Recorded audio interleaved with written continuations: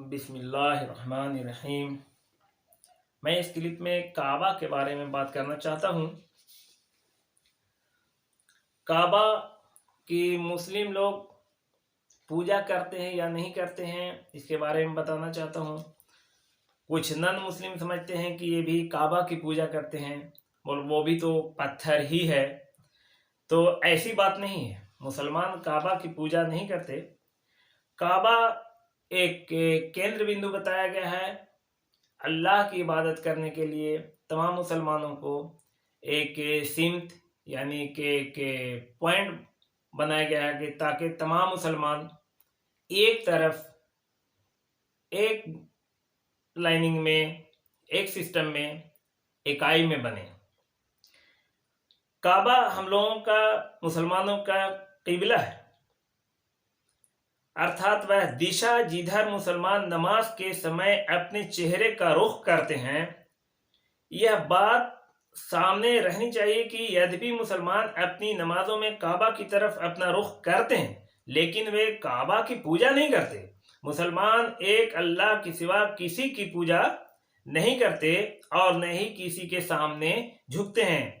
कुरान में कहा गया है, कुरान की सूरह नंबर 2 अल बकरा आयत नंबर 144 में, जिसका अर्थ यह है, हम तुम्हारे चेहरों को आसमान की ओर उलटते पलटते देखते हैं, तो क्या हम तुम्हारे चेहरों को एक किबले की तरफ न मोड़ दें जो तुम्हारे को और तुम्हें यानी पसंद कर दे, खुश कर दे। तुम्हें चाहिए कि वह काम करो जिससे तुम भी खुश हो, यानी जहां कहीं भी रहो अपने चेहरों को उस पवित्र मस्जिद की तरफ मोड़ लिया करो। यानी अल्लाह रब्बुल इज्जत ने, ईश्वर ने तमाम मुसलमानों को एक केंद्र बताया कि इस तरफ अपना चेहरा करके इबादत करो। इबादत में इधर उधर रुख करना और आसमान की तरफ ताकना, ऐसा ना करो। उदाहरण के रूप में यदि मुसलमान चाहते हैं कि वे नमाज पढ़ें, तो उनके लिए यह भी संभव था कि उत्तर की ओर अपना रुख करें और कुछ दक्षिण की ओर। एकमात्र वास्तविक स्वामी की इबादत में मुसलमानों को संगठित करने के लिए यह आदेश दिया गया, चाहे वे जहां कहीं भी हो, वे अपने चेहरे एक ही दिशा की ओर करें, अर्थात काबा की ओर। यदि कुछ मुसलमान काबा के पश्चिम में रहते हैं तो उन्हें पूर्व की ओर रुख करना चाहिए, और यदि कोई काबा के पूर्व में रहते हैं तो उन्हें पश्चिम की दिशा में अपने चेहरे का रुख करना चाहिए। काबा विश्व के मानचित्र के ठीक मध्य में है। भौगोलिक मानचित्र विश्व का सबसे पहले मुसलमानों ने बनाया, और उस मानचित्र में दक्षिण को ऊपर की ओर और उत्तर को नीचे की ओर बनाया गया, और पूरब और पश्चिम जहां आ जाए वहीं। फिर उसके बाद पश्चिमी देशों के वैज्ञानिकों ने नक्शे में उत्तर को ऊपर की ओर किया और दक्षिण को नीचे की ओर। लेकिन काबा चूंकि विश्व के मानचित्र में बीच में है, इसलिए उसके नक्शे में कोई फर्क नहीं पड़ा, वो बीच में है और बीच में ही रहा। काबा का तवाफ यानी परिक्रमा ईश्वर के एकत्व का प्रतीक है। मुसलमान जब मक्का में स्थित मस्जिद हराम यानी प्रतिष्ठित मस्जिद जो होती है जाते हैं, तो वे काबा का तवाफ करते हैं। यह कार्य एक ईश्वर में विश्वास रखने और एक ही ईश्वर की उपासना करने का प्रतीकात्मक प्रदर्शन है, क्योंकि जिस तरह गोल दायरे का एक केंद्रीय बिंदु होता है, उसी तरह ईश्वर भी एक ही है जो पूजनीय है। हजरत उमर रज़ियल्लाहु अन्हु का बहुत जबरदस्त एक बयान आता है, वो ये कि काबा में लगे हुए हजर अस्वद जो काले रंग का पत्थर है से संबंधित दूसरे इस्लामी शासक हजरत उमर रज़ियल्लाहु अन्हु से एक कथन उल्लेखनीय है।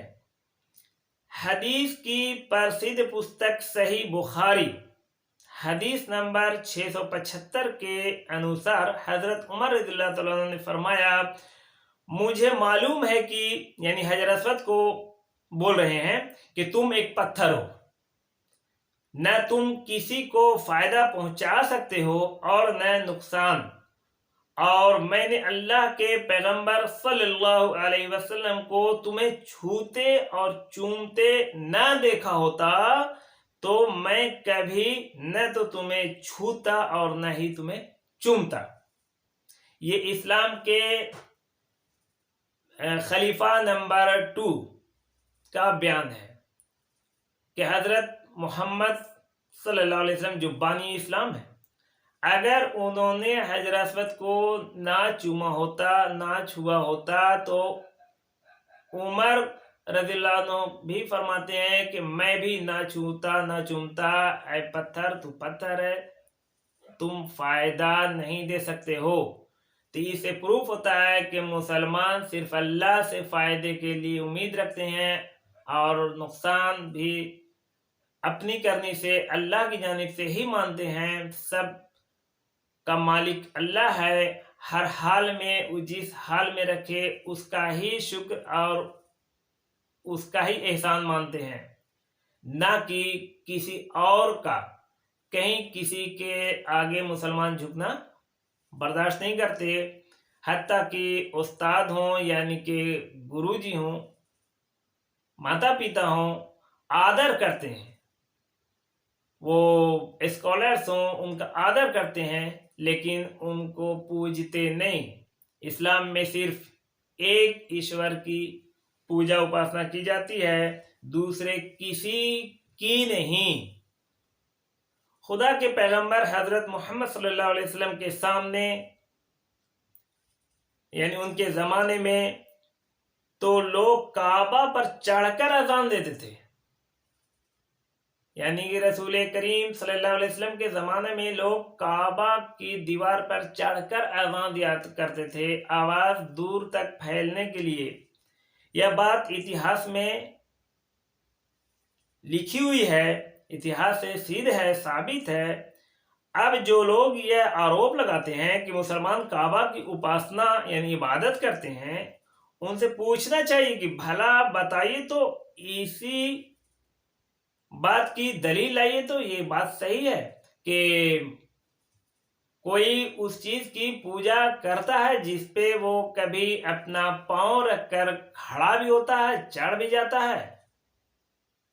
मूर्ति की पूजा करते हैं, लेकिन उसके ऊपर खड़े होके तो नहीं करते, उसका रेस्पेक्ट करते हैं दूर से। तो फिर काबा के ऊपर जब लोग खड़े होकर के अजान देते थे, तो इसे ये पता चला कि काबा के लिए पूजा इबादत नमाज नहीं, बल्कि अल्लाह के लिए मुसलमान करते हैं। काबा सिर्फ एक सेंटर है, एक माना हुआ केंद्र बिंदु है अल्लाह का बताया हुआ।